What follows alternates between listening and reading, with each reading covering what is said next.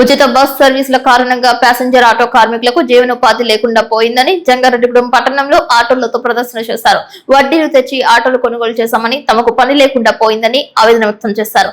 Auto unions ఆధ్వర్యంలో నిర్వహించిన ఈ కార్యక్రమంలో పార్టీల నాయకులు, కార్యకర్తలు సంఘీభావం తెలిపారు.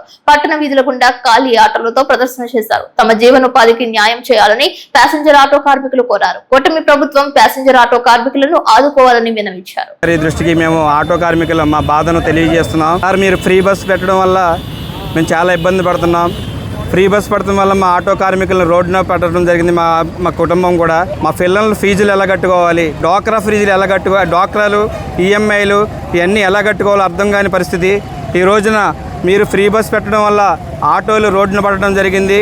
మా కుటుంబాలు కూడా రోడ్డున చాలా ఇబ్బంది పడుతున్నాం.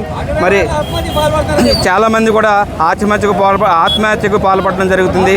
ఈ యొక్క ఫ్రీ బస్సును రద్దు చేసి మా యొక్క ఆటో కుటుంబాలను కాపాడాలని మీకు విన్నపం తెలియజేస్తున్నాం. మా ఆటో మమ్మల్ని పెంచేదే ఆడబిడ్డలండి.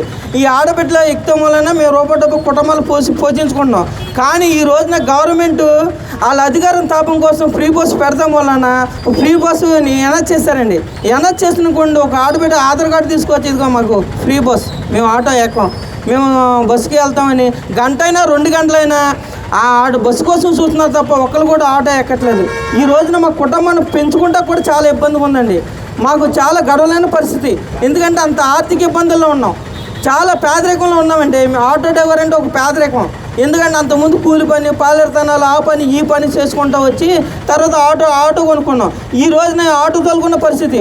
ఒక గవర్నమెంట్ ఉందంటే ఫ్రీ బస్ కాంగ్రెస్ ఇచ్చిందని, వైఎస్ఆర్ ఇచ్చిందని, తెలుగుదేశం ఇచ్చిందని, ఇలా కూటమిలో ఎవరు పడితే వాళ్ళు ఫ్రీ, అది ఫ్రీ, ఇది ఫ్రీ అని ఈ రోజున మా జీవనోపాధి కోల్పోయాం.